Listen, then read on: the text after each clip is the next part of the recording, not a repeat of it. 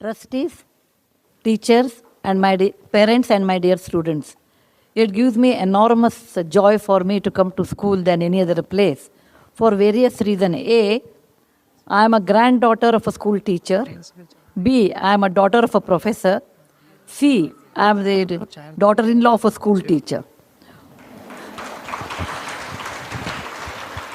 D, I myself, I am a teacher. I used to teach computer science in Christ University, and later I became so irregular than my own students. Then I said I will come on a management than a teacher because of my hectic schedules. Children give me enormous joy because they are innocent.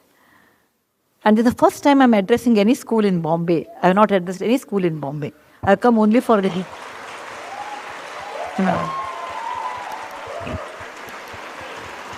I have only come to Bombay for meetings, never to a school.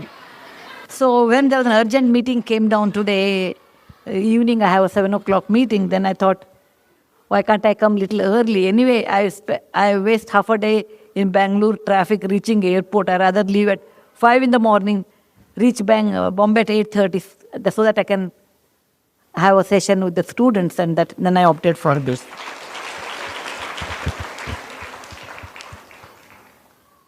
I will tell you a small story. I am a grandmother of 2 grandkids. Like today's how grandkids are there, they are like that, normal. Okay, that means more talking and less listening. And my granddaughter's name is Krishna, and she told me, they live in London. One day I told her to eat banana fruit. You know, we India consider it's a good fruit. Eat. And then she said, me, Ajji, give me she calls me Ajji, like any Kannada grandmother is called, or Maharashtrian grandmother is called. She said, Ajji, give me a set of reasons why one should eat banana, a 5 years kid. Okay? I said, okay, I will tell you a story, and then you feel like eating, you eat. I said, there was a rishi by the name Durvasa. I'm sure most of you know. Whenever he used to go to anybody's place, they used to get scared of him. Why this fellow has come, let him go as early as possible. I'm sure when you are not a nice person, nobody welcomes you. One day his wife told him, look, people, when you go, people run away. Whereas I stayed with you for such a long time, don't you think I deserve a boon or a special gift? First he was very upset. Then he said, okay, fine, I will give you a special gift. What do you want? She said, I want a fruit which is not grown in Devaloka or up above heaven, which is grown on the earth. Yet it should be used to worship God. B, it should flower once a year and it should not have any seeds.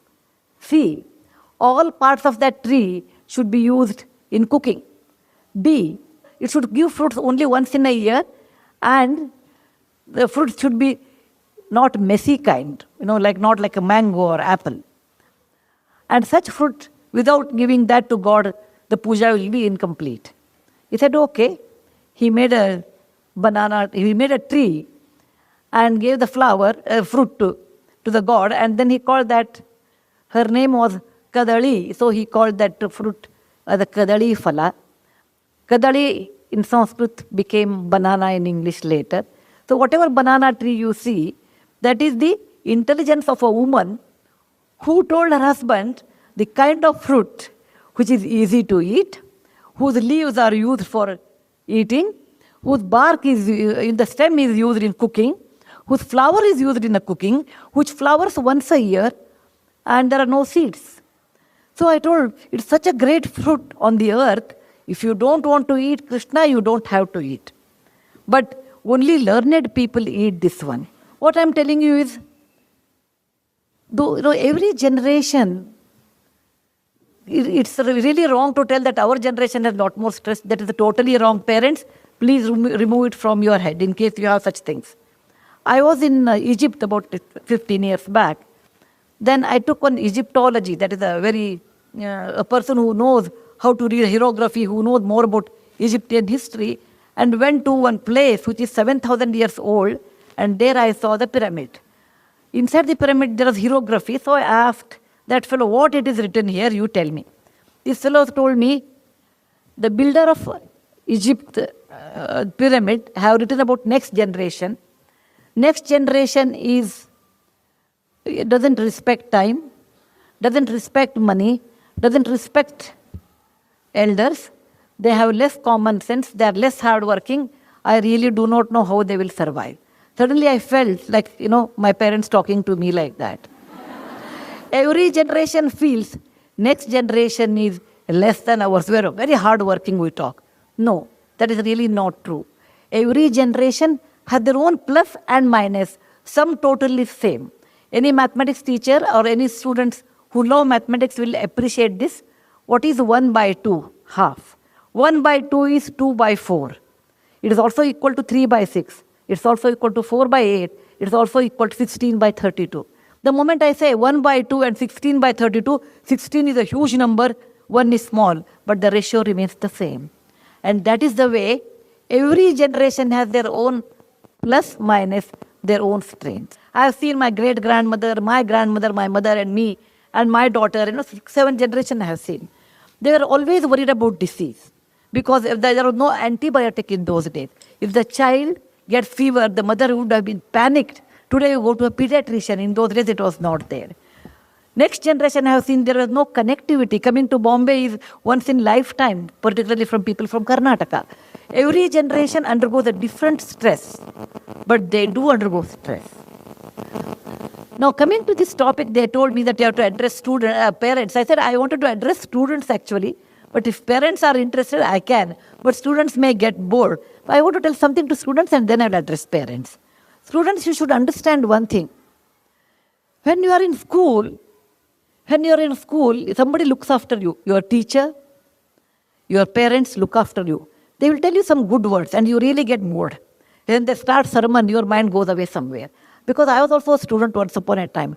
Too many things that someone tells you, then you won't like it, actually. You won't like it. And too many things we should not tell also. If we want to tell parents, you should always tell in the form of a story.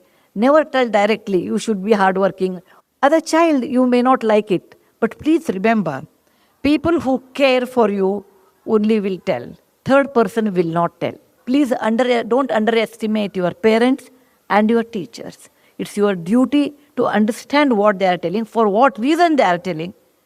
And you have to actually accept it, and later it will pay its price later part of your life.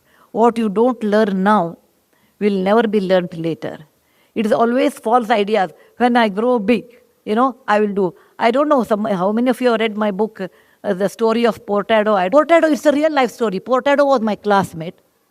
He was reasonably bright, maybe very bright, I suppose. Never came to school, never came to college. I was in engineering college. He used to stay, he was from Goa. He used to come, he was in the hostel and he never used to come to college. Our college was 7 to 11, he will come around 10 o'clock or 9 o'clock, earliest mean 9 o'clock. And he will sit there, attend 2 classes. After that, afternoon he will come for the lab, etc. End of the year, 1 month he will get up early and he will study. And there is a method in college. You take question papers, April and October. Whatever comes in October will never come in April. Okay? I'm sure in the school also you have. Midterm will never come to final. Okay? So eliminate these question answers and then make a approximate question paper and study that, and he used to get a first class. He did all 4 years like this.